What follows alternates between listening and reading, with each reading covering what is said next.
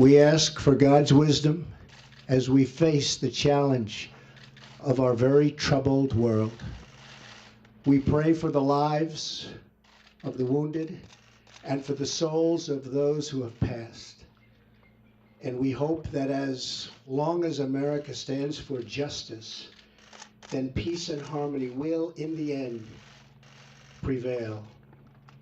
Good night, and God bless America and the entire world. And you know, there are people out there who are Trump supporters who are upset that he said, God bless America and God bless the entire world, as if God only blesses America.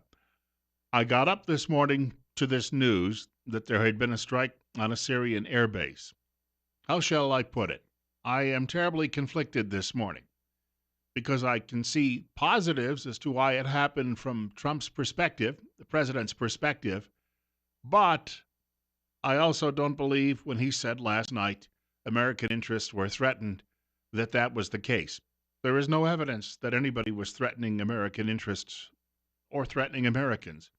And whether or not you like Bashir Assad, and you may be unhappy and may just be terribly moved emotionally by those pictures you saw earlier this week, which apparently the president was emotionally moved by, you may be looking at this and you may be failing to understand that Assad is the protector of Christians in his country.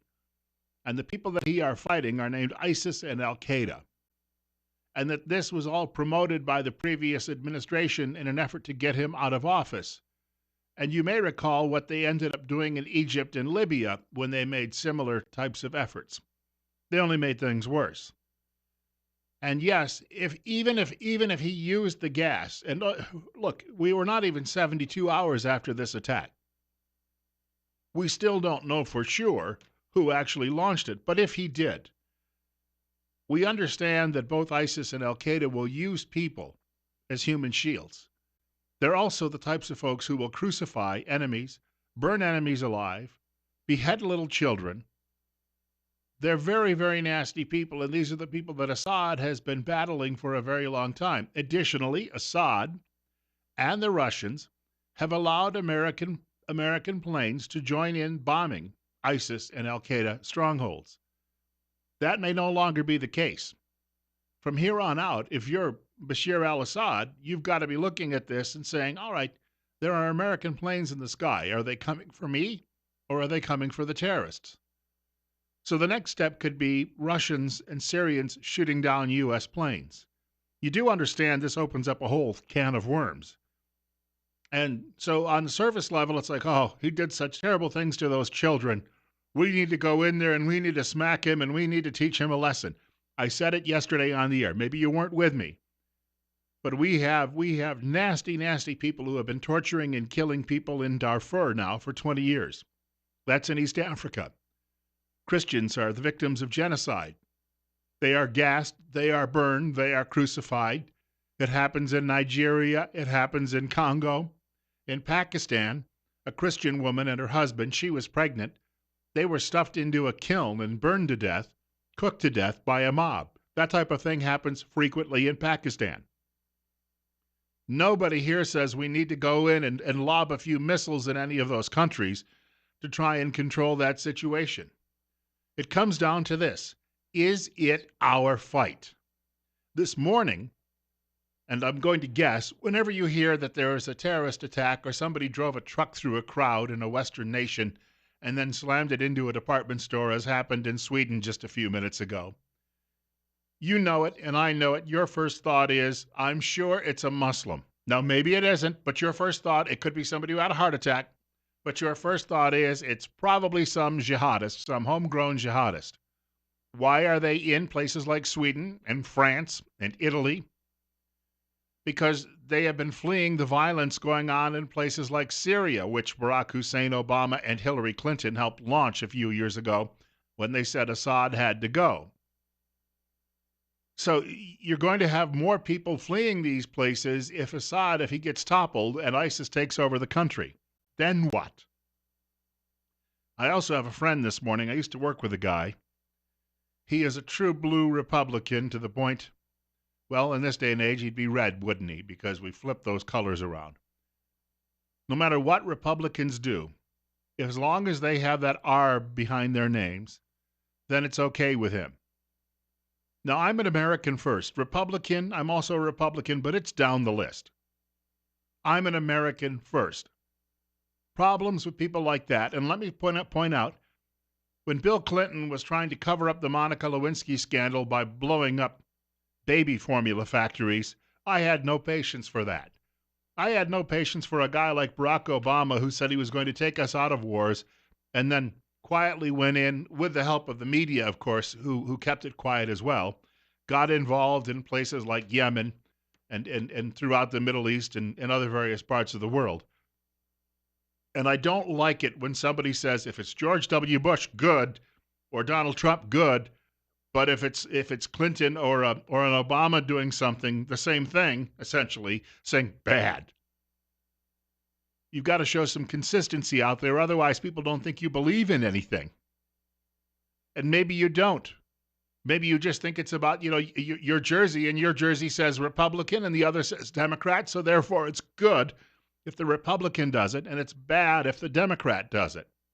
And for all of the liberals out there complaining that Russia was notified and the Syrians got their planes out of there, I will point out, after the Russians had a civilian jetliner shot down, for a time, both the Russians and the United States were running bombing raids in Yemen. And whenever the United States would be running a raid, Mr. Obama would inform the Russians. And whenever the Russians were running a raid, Mr. Putin would inform Mr. Obama. So, Lefty, when you're criticizing this because you think that Trump was giving them a heads up, he destroyed an entire airbase last night. That's a big hit that Syria now takes. An entire airbase is gone in a country that has simply no treasury left. Just remember, and again, it goes back to what jersey you're wearing. Mr. Obama also informed Russians when they were in close proximity and we were running bombing raids. So shut up if you're making that argument. And if you're making the argument Donald Trump is under Russia's thumb, apparently not. That argument died in the last 24 hours. Now, let me play the flip side of this. If you're Donald Trump and you're trying to send a strong message to North Korea, you're going to do it while the president of China, gee willikers, he's visiting Mr. Trump right now. And you want his assistance in shutting down the North Korean nuclear program or shutting the little fat guy up over there. So I can see why this was done at this moment, because it sends a message to some other ne'er-do-wells out there, and it tells them that Mr. Trump means business. And in the long run, that may be the goal. The whole situation in Syria is just an afterthought. It's an opportunity to let somebody else halfway around the world know, hey, jig's up. And in that rationale, I can see then why he made this decision. Here's another part of this. For all of the lefties out there who kept screaming that Steve Bannon was an evil presence inside the White House, Bannon was removed as a national security advisor the other day. He was involved in that small group of war planning and the like. Bannon was removed because Bannon was the guy who said we shouldn't be doing this. We campaigned on the platform of America First. So for all of your leftist friends out there who've been screaming about Bannon being a Nazi and a jackbooted thug and the alt-right, Mr. Bannon was the guy who was saying, no, this is a bad idea, so he got demoted. So all of those myths and rumors about Donald Trump have been put to bed because of this. So I've given you both sides of the coin.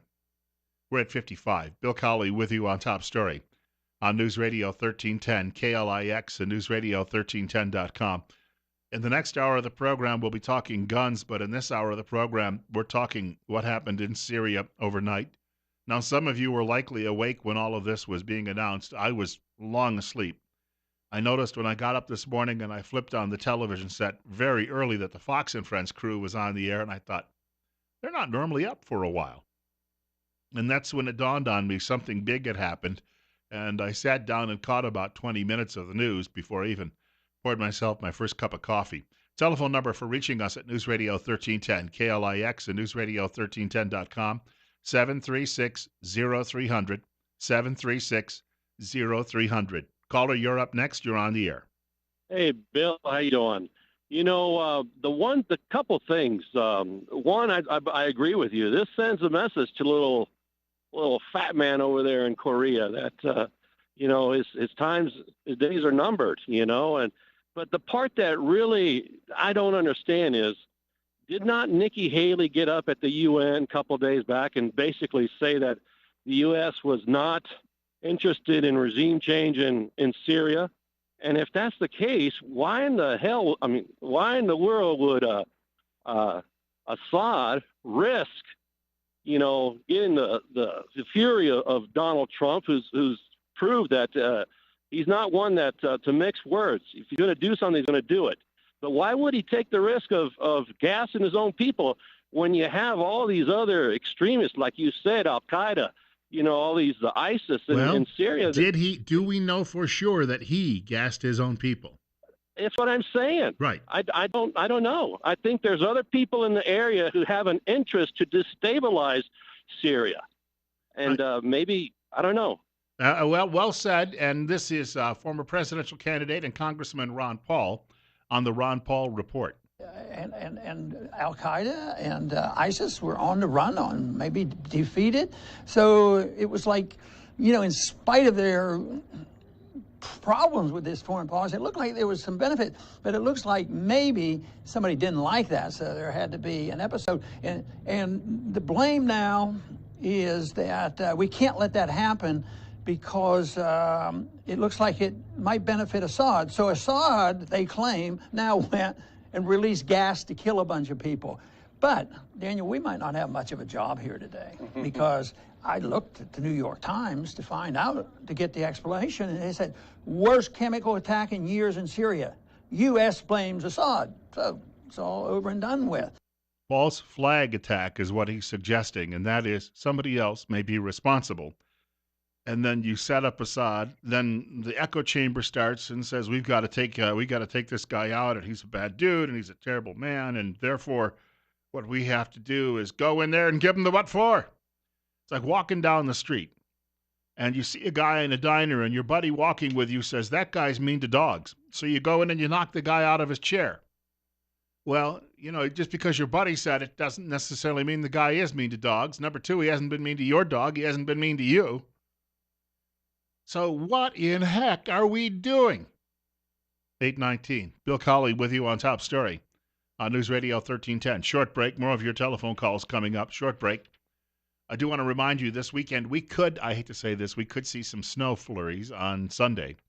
And that means, of course, you may have the furnace on. That means your furnace has been working very hard over the last several months. And if that be the case, and you're having efficiency issues, you need to call the pros at Ramsey Heating and Electric. The pros will come out and get the job done, get done right. In fact, and done right the first time. Ramsey Heating and Electric is located in Burley, 2600 Overland Avenue. Call them at 678-0459. Ramsey Heating and Electric. They sell warm winters and hopefully soon a cool summer. I'll point out as well, we had praise for Mr. Trump's move from both ISIS and Al Qaeda. Enough said, right? 8:22, Bill Colley with you on Top Story on News Radio 1310 KLIX and newsradio1310.com. It's 56. If you're thinking about investing some money, and maybe you need to get started, it's never too soon. I've been recommending, and I still do, that you call my friends at Waddell & Reed right here in Twin Falls. This firm has been in business since 1937, handling money. One of the oldest firms to offer mutual funds. In fact, Waddell & Reed owns and manages 2 mutual fund families. Investing by a conservative nature. Do they know what they're doing? Again, been in business 8 decades. What they're going to do is sit down with you and take an approach that's very much planned over a long period of time and look at each piece of the puzzle for clients. Waddell & Reed helps build proper expectations, and Waddell & Reed builds plans around your needs and goals, helping you manage money. And at Waddell & Reed, they take planning personally. 736-0300, 736-0300. And you're up next. You're on the air on KLIX. Well, I think the most interesting part on your clip of Paul Ryan was that he had to go to the New York Times to get the explanation of the project. It was actually Ron Paul, not Paul Ryan. Sorry. Yeah. Anyway, it was amazing that he went to the New York Times. Well, he's referencing the fact that the New York Times is on board with this. Cool. But doesn't he have a better source than the New York Times? Well, what would you prefer? I'm not sure. Well, his point being that the New York Times has joined in the echo chamber. Okay. I'll take that one. All right. Thank you for the call. You're up next. We have another caller with us, 736-0300. I'm going to call it 824. Still pretty close. We're not to the half-minute mark. 56, and you're up next on Top Story. Go ahead. Well, a couple things, Bill. There's only two air forces over there that have fixed-wing aircraft in Syria, the Syrians and the Russians. They know it wasn't the Russians. They said they know for a fact that the delivery was made by an aircraft from that airfield. How do we know that? Well, there was lots of evidence last night, maybe when you were asleep. I'm not trying to contradict you. Right. I'm just throwing in what I understand. I don't think I'm... Could we then have, though, given it a few more days and gotten a few more people on board and saying, all right, this is what happened? Well, Gingrich thought that it was a great thing, and I normally agree with Newt. General Keane, or whatever the heck he is, he's an officer in the military. He's always been very grounded to me, and he said this was the right response. And the way they explained it, that it was a message. But even if Assad did it, what's the national interest for us in doing with this response? Well, I think it sends a message to the world and Assad, and this is what I think. This is where my opinion comes in, and I'll be done. If we want to keep it stabilized, Assad needs to stay there. He's no good, but what dictator over in the Middle East is. But this is also good for Israel. And he'd say, okay, Assad, whatever your situation is, don't do this again, or we'll take out all of your airports. And it's like, last night I think the world realized that Donald J. Trump was serious, but they also said they have been, studying this thing for that occurred. All right, so you take out Assad, who takes over Syria? Well, I don't think they really want to get rid of Assad, but they need to slap the hell out of him so he stays, obedient, so to speak. It is a powder keg. There's no question. But this message goes throughout the Middle East, North Korea, China, and I think that people are taking notice. And I don't think Trump has any desire to go in with troops or anything. I don't think that's at all what he's thinking. But it was a message, quick and fast. And then people go, well, I guess we'll think next time before we do something. But I don't know. I'll hang up. Hey, thank you for the call. Mr. Trump is finding a lot of very unusual allies. That Air Force is the cause of most of the civilian deaths, as we have seen over the years and as we saw again in the last few days. And I really believe that we should have and still should take out his airfields and prevent him from being able to use them to bomb innocent people and drop sarin gas on them. She was speaking from New York last night after getting the news. That's the Wicked Witch of the East. The Wicked Witch of the West, Nancy Pelosi, also agreed with Mr. Trump's move. And so, again, if there's a benefit, it's not just Korea, North Korea, and some other ne'er-do-wells around the world. It's that he has silenced a lot of the opposition in this country, at least on a few issues, maybe only one, but it takes that heat off for a few days. It's 9:28. Bill Colley with you on Top Story. News Radio 1310 KLIX and newsradio1310.com. We're at 56.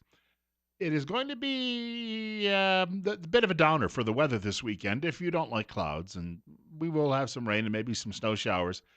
Things getting better next week. We could be back to 70 by the middle of the week. Just a quick note that the weather is brought to you by our friends at Mountain Home Auto Ranch in Mountain Home.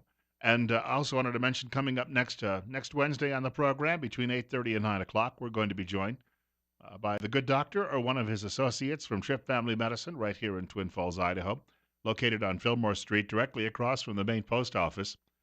And what we'll do is we'll talk about a medical issue and invite you to chime in too as well if you have an issue that you need to get addressed.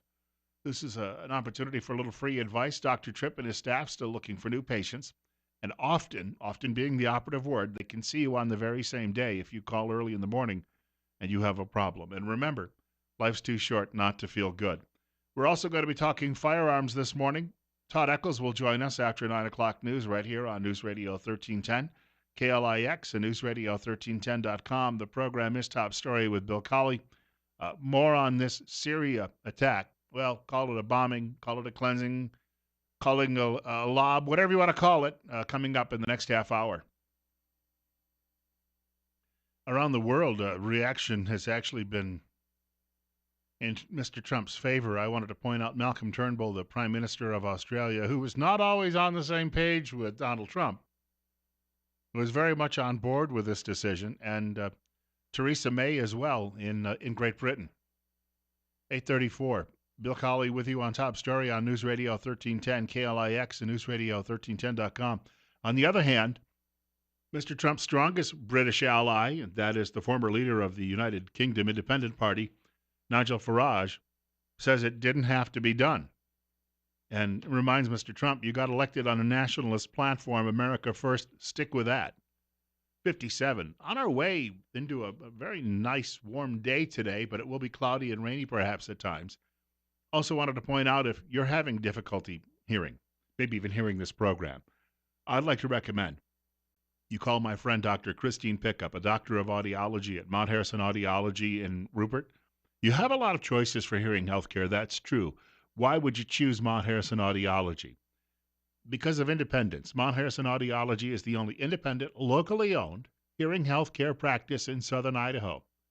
You'll get more choices for treatment than just one brand and lower costs. Trust your hearing to a certified audiologist. Call Mount Harrison Audiology for your appointment today.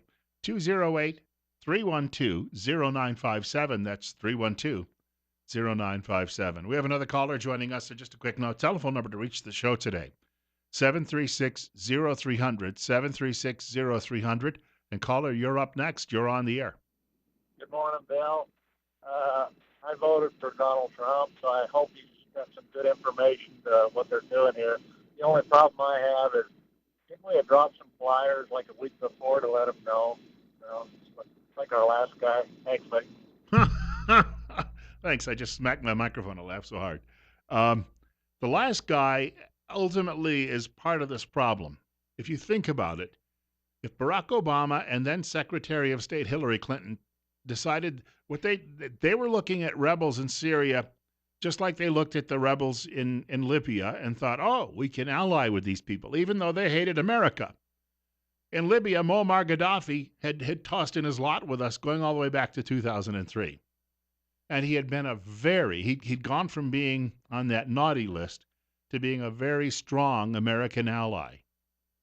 In fact, he was funneling information to our government for years on other bad actors throughout North Africa and the Middle East. And for some reason, Hillary Clinton and Barack Obama thought if you replaced him, you were somehow going to get parliamentary democracy in Libya. It shows you just how foolish liberal Democrats are. And the result was Benghazi, and then the result was Libya being taken over by outlaws. And in Egypt, we pushed Hosni Mubarak out of the way, who'd kept the lid on all sorts of bad dudes over there. And then you had that long period in between before the general El-Sisi finally came in and took over. And he's pretty much put the lid back on, but that's because somebody had to, or it was going to get out of. They were shooting shooting Coptic Christians in the streets and blowing up Christian churches in Egypt. He came along and he put a clampdown on that. So Obama and Clinton looked at Syria and they thought to themselves, aha, we'll establish parliamentary democracy there. These are the same people who criticized George W. Bush for nation building. When Assad first faced these bad guys, if we wanted to get involved, we should have gone in wholeheartedly with him and just said, look, don't have to worry about using nasty weapons at all. You'll have America behind you. And he could have mopped up that situation in a matter of weeks to months. And that would have been it. It would have been over and done with. And remember, he and his father, they haven't threatened Israel in nearly 50 years. They allied with the United States in the first Gulf War. And just like Gaddafi, these are people who came around to our way of seeing things. The Russians wouldn't be in there in the first place if we had stood behind him when he had to fight these terrorists off. So yes, point the finger at Barack Hussein Obama, that mealy-mouthed wimp, and Hillary Rotten Clinton, and blame them for the disaster that is currently Syria. But I don't know that it justifies last night's missile attack. I just think that muddies the water, if you will, and makes the situation even more difficult to try and sort out. And the pictures are grotesque. They're awful. They tear at your heartstrings. But again, bad things are happening all over the world. You just don't see pictures of them. And again, no Americans were in those pictures. He hasn't bothered us. He hasn't bothered Israel. On the other hand, if ISIS takes over that country, they'll be staring back at Israel across the Golan Heights. You think about that for a moment and think about what direction we're going if we continue this. So I heard a comment from a couple of different talking heads this morning on television say, well, maybe it's just a one-off. Maybe this is it and it's over with. And maybe that's the case. I don't know, though, how you could ever ally with this fellow again after what you've done. It's 55. Bill Colley on Top Story on News Radio 1310, KLIX, and newsradio1310.com. 20 minutes away from 10 o'clock. More on this subject coming up in a couple of minutes because, as I pointed out, it's actually helped Trump in some areas that Mr. Trump probably didn't expect. We'll share with you one of the walking pustules on the American left who's on board with him in just a couple of minutes, right here on News Radio 1310, KLIX, and newsradio1310.com. I've been saying that the weather is going to get better, but we keep having all of these interruptions where we get a couple of really bad days, and it could be well below freezing again. I think it's Sunday night going into Monday, and then, as we said, gradual warm-up, and then back into the mid-60s to 70 by the middle of next week. And just to note, the weather is a service of Mountain Home Auto Ranch. In Mountain Home, it's 57 right now. And speaking of the weather turning around and perhaps getting better, things will dry out. And being in the high desert, they'll end up drying out somewhat quickly. And if you're thinking, and you may have been postponing this for a while, but if you're thinking about building that dream house, I wanted to recommend Western Visions, Inc. And for the last couple of months, I've been telling you all about how Western Visions has been doing some marvelous work restoring an old farmhouse, one of the most historic buildings in Cassia County, turning it into a private lodge. And if you think about the type of work, the challenges that brings along, and I looked at some of the old construction where you've got these 5-inch walls. I mean, they'd stop a 50 caliber round. Yet building from the ground up allows you to simply say, all right, this is what I want. This is my dream house. And Russell Smith, who founded Western Visions, Inc., he's got decades of experience, not only in renovations, but in building homes from the ground up. And he'll consult with you every step of the process while you're doing this. And if you'd like to know more, and you might be able to see some examples of his work too as well, go to the website, western-visions.com. That's western-visions.com. We're coming up on 8:44. We're going to be talking firearms in the next hour of the program. If you've got a question or comment on those, please feel free to hold on to those, and Todd Eccles will be along. And even if we can't answer your question, you know dang well in this audience, somebody can. Martha Raddatz, liberal from ABC News, anchor/reporter, analyst, speaking last night to George Snuffleupagus during ABC broke into programming to announce that Syria had been stricken. And Martha Raddatz, who's never been a Donald Trump fan, called him a very decisive leader. And as soon as he saw those pictures, as soon as he saw those images from that chemical attack, he wanted action. I think this is the single fastest punishing strike I have ever seen. Just a couple of days, he made his decision. I also have to say that Secretary Mattis, who was CENTCOM commander in 2013 when President Obama decided not to take action against Syria, this is something he was frustrated by in 2013. He's now the Secretary of Defense. They had plans in place, and they've gone ahead. They've gone ahead. And the other part of this is people say, gee, I wonder how they put it all together so quickly. Look, these folks at the Pentagon already have plans in place for contingencies. So if somebody comes along and says, how do we strike Syria? They pull out the book and they blow the dust off it, although I don't know that it's been covered in dust. And they open the page and say, here you go, already figured this one out. So that part of it wasn't difficult. That's why it was so decisive and they moved so quickly in all of this. On the flip side of the coin, and I brought this up earlier, when Barack Obama was quietly waging war in Yemen and some other parts of the world, there were people out there on the Republican side, and everyone would say, shh, when they'd bring it up, but they'd say, well, wait a minute. If you're going to be fighting a war, you need to have authorization from Congress. I have before me my pocket United States Constitution. These are free. They're passed out by the Heritage Foundation. Article 2, Section 2. The President shall be Commander-in-Chief of the Army and Navy of the United States and of the militia of the several states when called into actual service of the United States. Now, what this says, because we always hear our presidents called Commander-in-Chief, but what this says, if I read it correctly, is that they're only the Commander-in-Chief during times of war when called to be Commander-in-Chief. Well, who would be doing the calling? Well, the people who actually have the war powers sit over on Capitol Hill.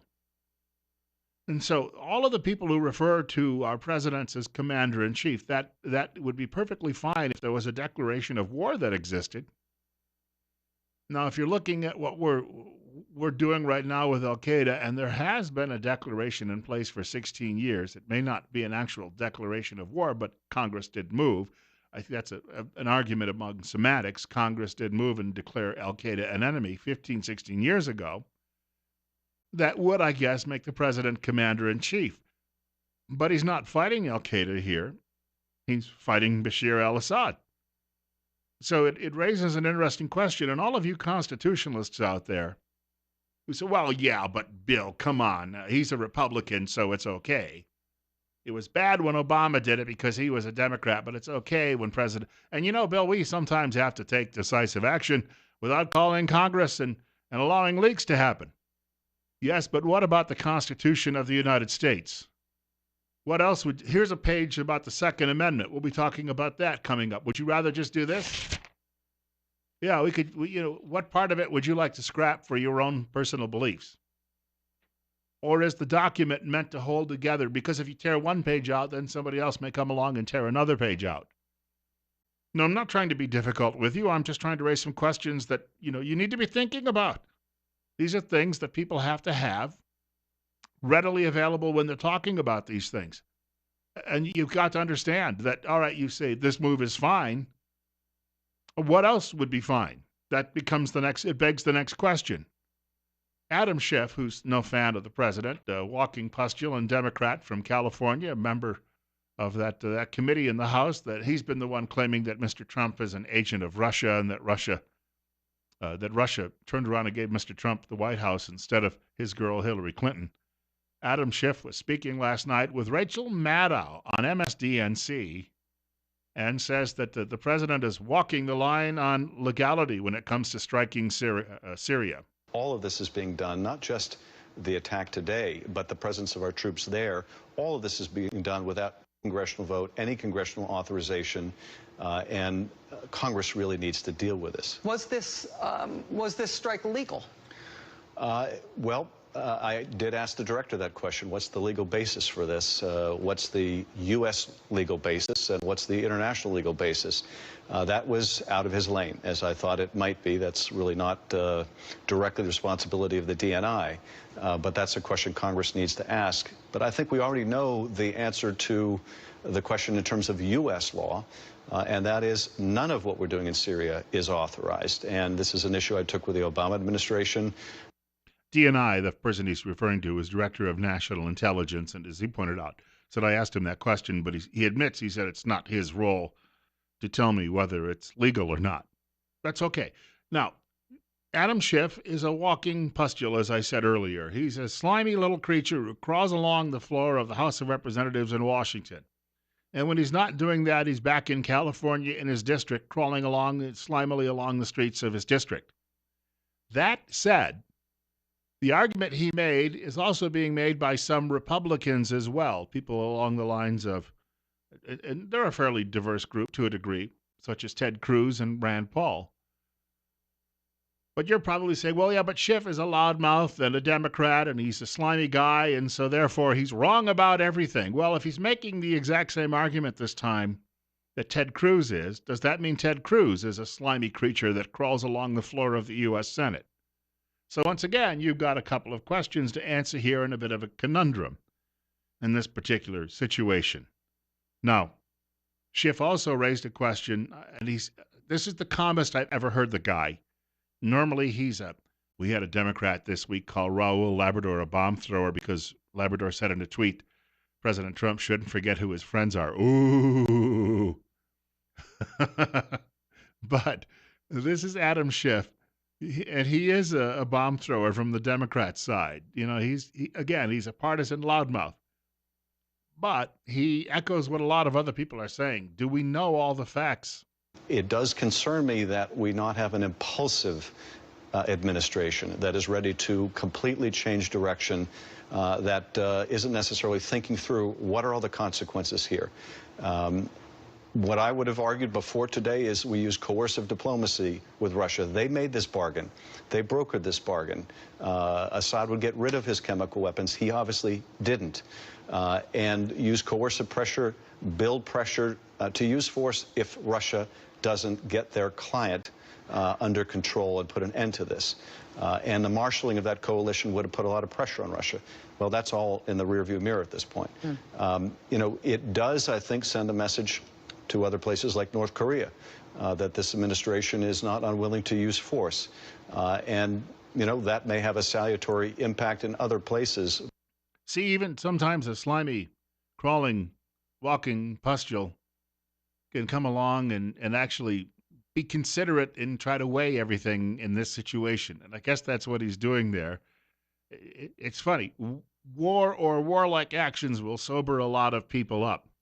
It's 8:52. Bill Colley with you on Top Story on News Radio 1310, KLIX and newsradio1310.com. 736-0300, the telephone number for reaching our program. 736-0300. It's amazing to see, I was looking over social media today, the number of people who are just diehard Trump supporters and how some of them have just melted away overnight on just this one instance. Some of the people who I heard they were the loudest people campaigning for Trump. Ann Coulter, enraged by what he did. Michael Savage was very much Donald Trump's guy on talk radio, enraged by what's happened. I have a friend from back in upstate New York, and you couldn't say anything bad about Trump whatsoever. If you said Trump's hair looks out of place, she was ready to punch you.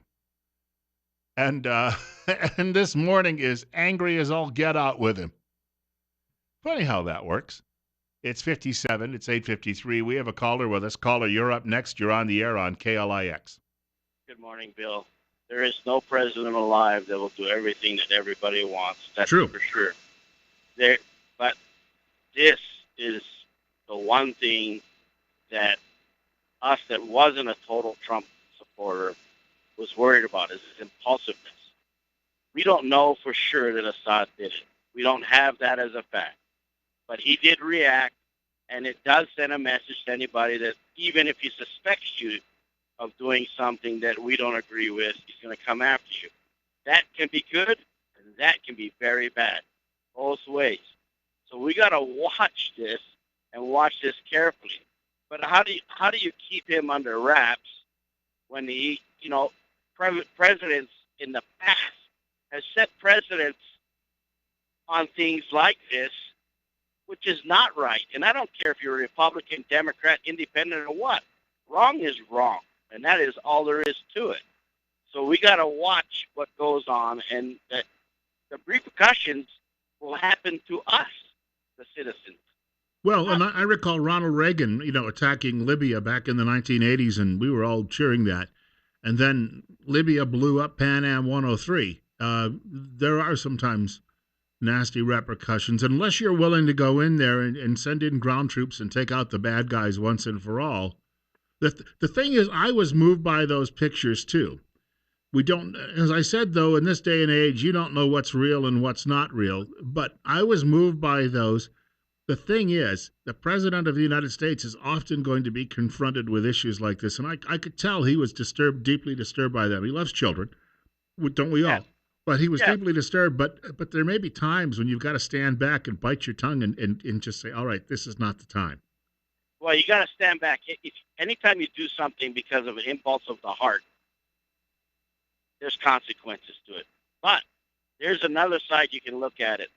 There's a new sheriff in town. Yeah. And just like a new sheriff riding a new horse, the horse is going to try him to see what he can get away with and what he can't.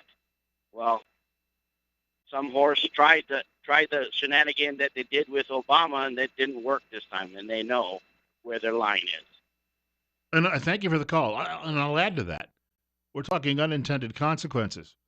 Some could be bad, but not all unintended consequences are bad. Some could be good. And you haven't heard a peep out of Fat Boy in North Korea over the last 12 to 24 hours, or ever since this was first. I guess it would have been announced in the last 12 hours or so. You haven't heard a peep out of him. Now, maybe we will. But all of a sudden, that new sheriff in town reputation, and again, Mr. Trump did this while he was dining. He looked up and he told the Chinese president it was taking place. And then he made the announcement following it to the world of what had taken place. So he did this while he was meeting with a potential rival and said, look, we brook no BS. And if there's a positive in this, as I brought this up earlier, silver lining, it's in the fact that those people look at it and say, all right, this guy isn't going to roll over and play dead. We've got a short break coming up, talking firearms with Todd Eccles in the next hour of the program. We do this on Friday mornings. And Todd, of course, the founder of Patriot Defense, he has a class tomorrow, also one coming up on the 22nd. I don't think you'll be able to get into the class tomorrow, but he may still have some slots available on the 22nd. And if you're looking to get that permit, which will allow you then to carry across some state lines, not all, but some state lines, his class is the way to go about doing that. So that's on the way in just a few minutes. In the meantime, we'll have an update from Fox News at 9 o'clock. Bill Colley with you as well on Top Story on News Radio 1310 KLIX and our website, newsradio1310.com.